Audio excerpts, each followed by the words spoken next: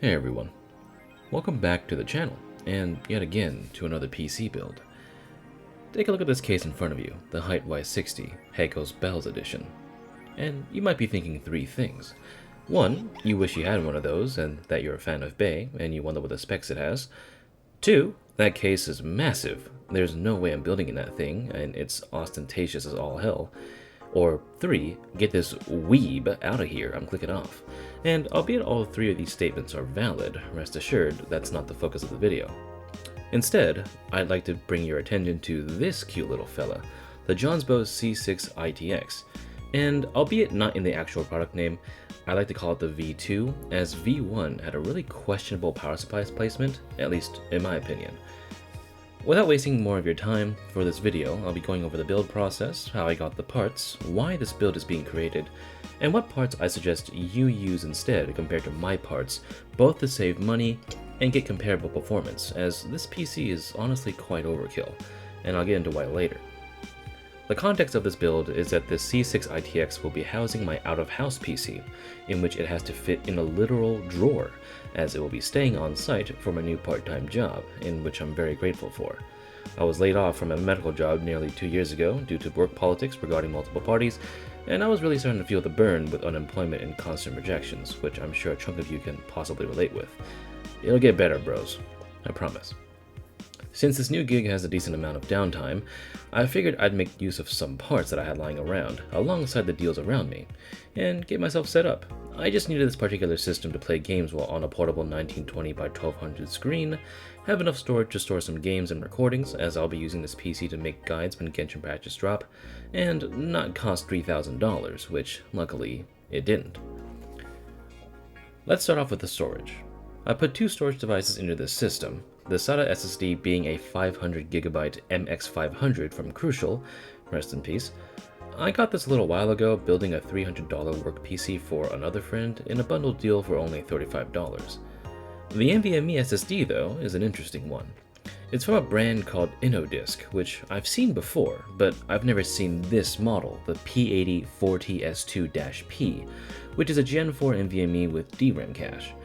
The interesting thing about this specific drive is that there's only supposed to be like 4 capacities, 240, 480, 960 gig, and 1.92 terabytes. This one is 800 gigs, barely used too, according to Crystal Disk Info. I sent the eBay seller a cheeky offer of $60 for it, and they accepted, so quite decent value for what it is. They had 2, but by the time I went back for the second one, it sold already, so fuck me, I guess. The funny thing about these drives is that they're specifically made, or at least advertised, for data centers and by extension AI garbage, so that's why it has a really weird read and write speed ratio, 6,600 megabytes per second read speed, and only 1,550 write speeds. It feels a little cathartic, in a way, to be using a drive that the greedy corpos can't seem to get enough of, and just having it as my main drive for my little PC, all to myself, while costing almost as much as it did pre-Nandageddon, is quite nice. For the RAM, since Intel's LGA 1700 socket is both compatible with DDR4 and DDR5, I went with DDR4, because that's just sort of the same thing to do nowadays. I snagged 2 kits completely on a whim. The first kit was this Oloy, not YOLO, ZTT, Warhawk RGB kit rated at 3200 megatransfers per second. This was a kit I found on Reddit's Hardware Swap, where I asked a guy who had a 64GB kit of 4 sticks to split it down the middle for 125, and we met up locally. When I went home though, I received a message in reply to an earlier offer I sent for this Corsair Vengeance Pro 32GB kit rated at 36 megatransfers per second on OfferUp, where I respectfully asked if the seller would be willing to entertain an offer of 120 rather than their asking price of 150. To my surprise, they actually agreed, so I figured I'd pick this up and offer it to my friends who are still running 16 gigs or something. The seller was a cool lady who recently upgraded to a Micro Center 9800X3D bundle before the prices shot up yet again, and she said that she didn't have a use for the RAM and other AM4 parts anymore. Apparently, someone flaked on her, in which all I gotta say is, they lost out in more ways than one.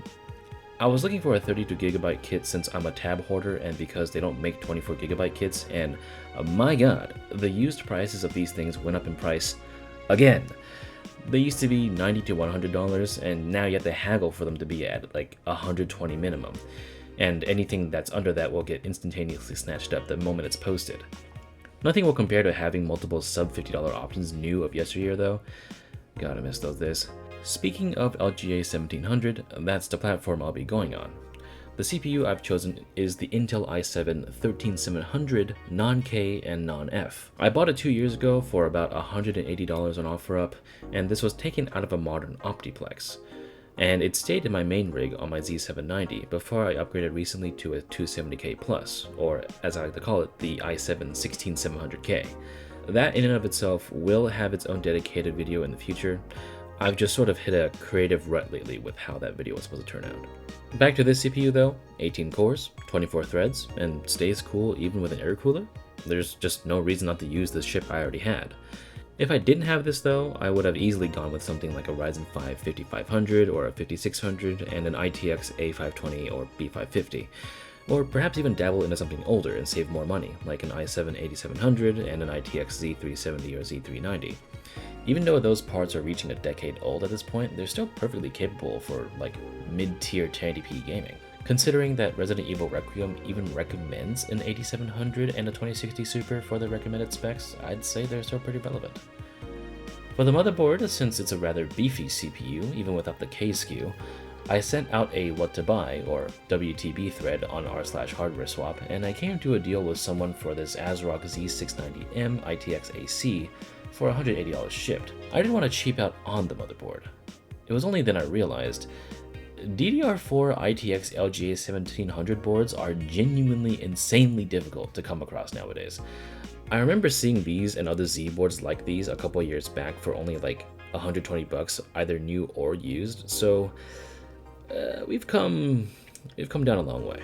If you're looking to replicate something similar, but just want to use like an i5 13400F or anything like that, the ASRock ITX B760M you can find on Amazon seems to be alright for the job, though I definitely wouldn't go above that. I'm not even sure if I could recommend putting a 12600K on that, but if you do happen to want to do something like this and not go with Ryzen AM4, then that's my recommendation. I decided to go with the Arctic Freezer 36 for this build since not only was the standard silver version under $30, but these coolers come with their own dedicated Intel pressure bracket, which is genuinely super nice. Considering Gamers Nexus gave them their own Intel-specific subcategory for best overall 2024 cooler, where this 120mm cooler rivaled the ID Cooling A720, a cooler that used two 140mm fans to achieve the same performance for less money, I think that speaks for itself as to why I chose this cooler in particular. Not only that, but the mounting for the fans is genuinely one of a kind, and it made remedying an issue that cropped up later a literal 3-minute fix. All hail Arctic. Speaking of Arctic, I nabbed a 3-pack of their slim fans to put into the build since some people did write cautionary tales about clearance for top exhaust, and I had a feeling that my RAM wasn't going to clear the front fan, in which I made the right call. The standard 120mm fan in the front was too thick to accommodate the taller RAM, but fixing this issue by unscrewing the mounting screws from the previous fan and putting them onto the slim fan was nearly effortless. The temps also stayed just fine too. Last but not least, let's take a little closer look at the 15-liter Jonsbo C6-ITX case. These go for around $60 to $65 new, but I found one semi-locally to me for just $20. I did have to make a decent trek after my 4th day of job training, and it was like 9:30 at night, but I had a nice little conversation with the guy that sold it to me. Apparently it was just collecting dust on a desk.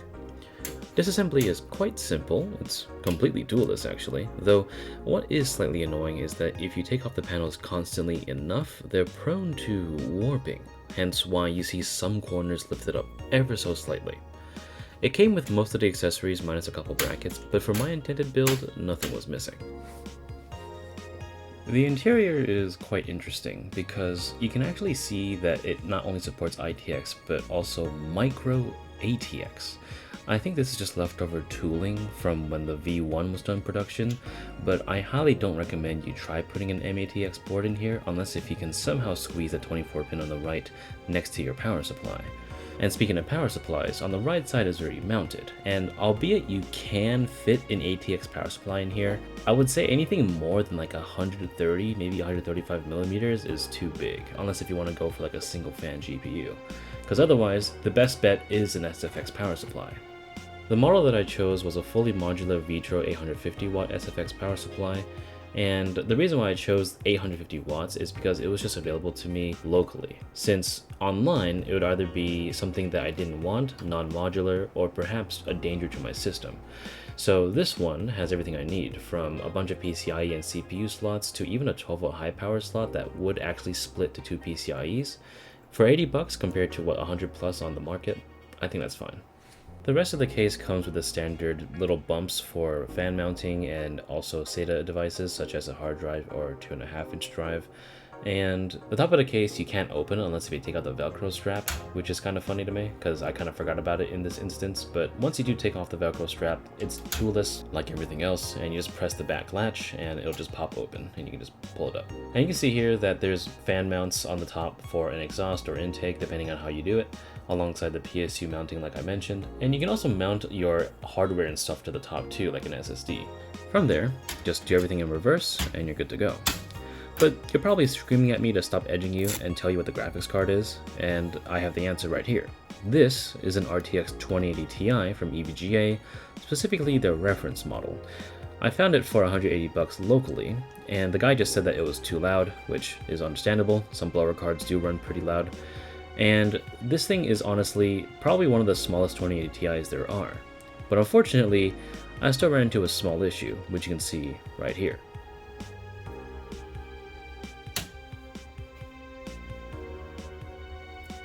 That's a shame. Yeah, so I couldn't read, and this thing is 266 millimeters in length, when the maximum supported length for the case is 260, with the official spec sheet stating 255. So what now then? Well, lucky for this little guy, it's his moment to shine. Let me just...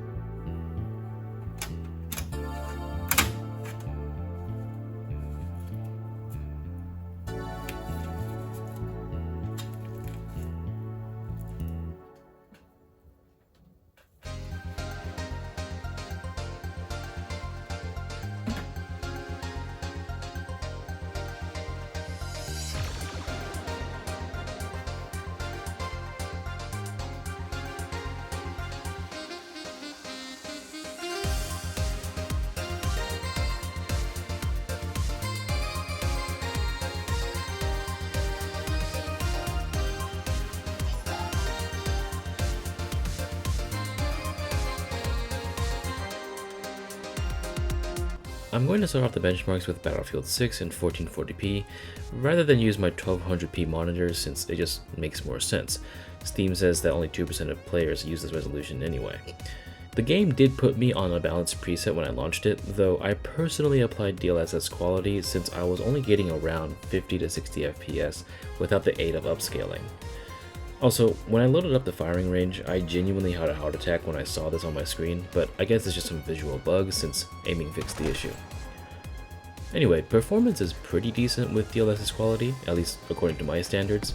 In 1440p, we were getting around the 80 to 90 FPS average, no doubt well into the 100s if you were playing on 1080p, or perhaps using a more aggressive DLSS option. I do like my games to still look pretty and perform well. I had myself a little Battlefield moment here when I managed to set off someone's claymore with a perfect nade, flew down from the heavens and captured a point, all while only scraping my knees. Overall, a solid experience, though I'd recommend turning DLSS to balanced if I were you. Moving on to Warzone, we'll start with 1440p first, and because the game felt like it, since these were the options given to me on launch, we're going to abuse it with the Ultra preset on DLAA, no DLSS or frame gen. In the plane, I was getting a little worried, and once I was on the ground, I was only getting like a 50 to 60 FPS experience for the most part, even during hectic gunfights. Obviously, a normal, sane person would be turning down the settings to high or even medium, and putting on DLSS quality at least, so we'd already be hitting 90 to 100 FPS easily. But I was just honestly kinda impressed with how well the game was chugging along. Only 12.5 gigs of VRAM were being utilized out of the 16 I had on the card, so there weren't any stutters or any slowdowns, though that probably is also accredited toward the CPU as well. Going down to 1080p and changing literally nothing, I was expecting to get around like 70, maybe 80 FPS, but no, we were chugging along at around 90 to 100 FPS quite easily, and I wasn't having any issues just kind of going on kill streaks and all that. Obviously, again, you would want to be using DLSS quality, or at least turning the settings down to like medium or high so you can reach your monitor's refresh rate or something, but I'm not gonna lie, this was actually kind of fun. I don't know what it is about me not doing actual proper benchmarks, but just abusing the system to see what they're actually capable of. Honestly, this 4060 Ti system is kinda crushing it. Next on the list is Counter-Strike 2, and I loaded into the newly facelifted cache to really push the graphical demand. Keep in mind, bot matches does affect the FPS more than real matches, since your system needs to accommodate the bots, but even then, on 1440p on a mixture of medium and high settings with no FSR, we're easily hitting around 130 to 140 FPS for frame rate. I understand that a game like this I should be having much more FPS, though keep in mind, we are on 1440p on a mixture of medium and high, with a graphics card that, for all intents and purposes, should be playing at this resolution on low. Bumping our resolution down to 1080p, and again changing literally no other settings, so still on medium and high and no scaling, we can tell that here is where the 4060 Ti 16GB is clearly comfortable at. We're getting a consistent 200 plus FPS like 95% of the time, with a few dips and drops into the 180s and 90s, where I'm sure if it wasn't for the bots, we wouldn't even be doing that. If anything, it's definitely more than my needs, and definitely overkill for the 1200p monitor that I'll be doing all this stuff on. Adding another Valve game to the roster, we have their latest game, Deadlock, once again. I'm gonna assume this is probably the hardest non-VR game to run out of their entire roster so far, as that's the reason why I'm including it here anyway. We're only playing on high settings at 1440p since I did run out of time to record 1080p, but even then, the game is running just fine. Once I touched down, I was getting mostly between 100 and 120 FPS, with only a few dips into the 90s and some spikes up into the 150s and such. The VRAM usage was also not bad. We didn't even go to like 12 gigabytes used or anything, and overall it's just yet another Valve game that's optimized. Keep in mind though, I don't really know much about this game or how to really play the game, as you could probably already tell. But I just tried to get the most particle effects by charging into the crowd and using my abilities and such, so if my gameplay is horrendous, my apologies. It's not intentional. The last game on the list today is none other than Zenless Zone 0. I will be actually giving the 4060 Ti 16GB a fighting chance here because I know this game is hard to run, considering that my main rig with a 4070 Ti Super, which is essentially a 3090, can't even run this thing past 50 to 60 FPS with highest ray tracing. So on 1440p right now, I'm going to give it no ray tracing, but force it on high settings with DLAA. And getting into battle first, it's actually not that bad. The performance on average is around 60 to 70 FPS, with dips into the 50s and perhaps even spikes up into the 70s and 80s, but overall, it's not unplayable. It's fine as long as it's not the entirety of the gameplay, in which it's not. I don't think I'm over here dropping parries or getting hit when like my screen freezes or anything. It's just, this it's not made for 1440p, that's all I gotta say. So here I make short work of the latest weekly boss, with Elysiel hitting the final blow.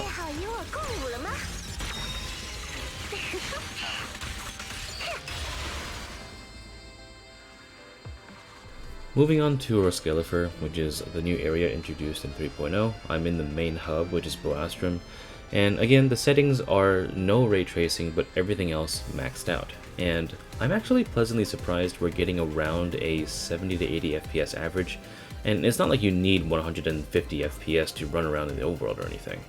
So the only issue is I can sense the danger lurking in the water because I will be turning on ray tracing, but for the time being, everything still looks pretty good.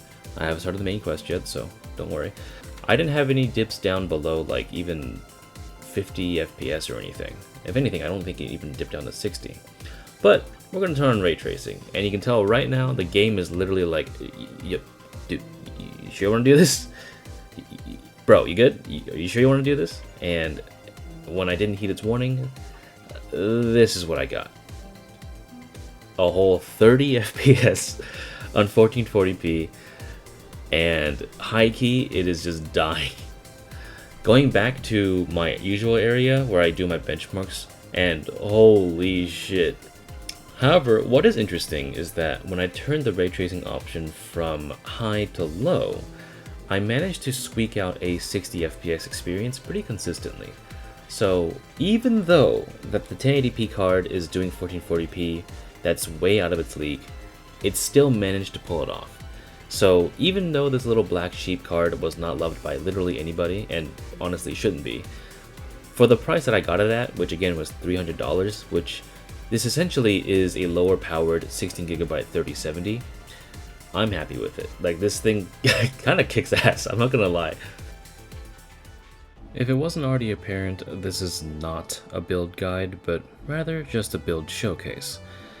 Nobody should be spending $1,000 to build this sort of system, but that doesn't mean I won't be giving you some recommendations for you to try doing it yourself. As a reminder, these are US prices, so if you live in, say, the Philippines or Brazil, this probably won't apply to you, but you could always try to consider similar alternatives. If your budget is still around $1,000 USD and you're just dying to build in this Jonsbo C6-ITX case instead of something like the Core's S300, then I'd consider these parts. Starting with a Ryzen AM4 build, I'd hit up a 5500 with an A520i and finding a small enough GPU, like the Duofan 2060 Super I have listed from Zotac, but a better bet would just be finding single fan GPUs, like the Asus Phoenix 3060s or ASRock Challenger ITX RX 6600s. If you want to go Intel, sensibly speaking, I'd try to get my hands on the aforementioned H610M or B760M ITX boards and something like a 12400F. Maybe a 13400F or 14400F if you can find one for a price you're willing to pay, but I wouldn't go anything past 12600K at most. Universal parts would be like a 1TB NVMe storage on eBay. On a decent day, they'll be around $90 to $100, though you could pay like $20-ish more if you want to buy a refurbished one that has warranty. And if your local market exists, you can also switch around on there. For RAM, 16 gigs of DDR4 will probably run you around $60 to $70, maybe $80 if it's a really good quality kit, though around that threshold you should probably be trying for 32 gigs if I'm being honest. Other than all that though, that's about it. At the time of making this video, the system's already seen a decent amount of use for its intended purposes and will continue to do so for a while, given I don't get myself fired, which I hope doesn't happen. The market is ever-changing, and my biggest fear is that even my recommendations for parts that I just went over in the last few minutes is outdated by the end of the year, if not even by the end of the month. Just look at Micro Center and how their bundled deals are exponentially getting more expensive. Just take a look at this 270k plus bundle. The time gap in between these two prices was less than 2 months, and I regret not picking it up after my birthday. If you're curious, playing on 1920 by 1200 is a little wonky, and recordings will involve having these black bars on the side in order to make them fit. I didn't want to mess with the video that way, hence I didn't include recordings on it, but you can see temperatures and performances just fine. This Zenless clip is actually with medium ray tracing on, since lower resolutions can definitely handle that better than my 1440p monitor can. If you have any questions or thoughts, just let me know down below. I'm pretty on top of comments after all, since my channel is pretty small, all things considered. Personally speaking, I don't think this video surpasses the $1,100 9060 XT build I did a couple months back, but I'm still happy with how it turned out. Most of it, at least. Either way, I hope you enjoyed this video, and I didn't waste your time too badly, and, well, till next time. I appreciate you.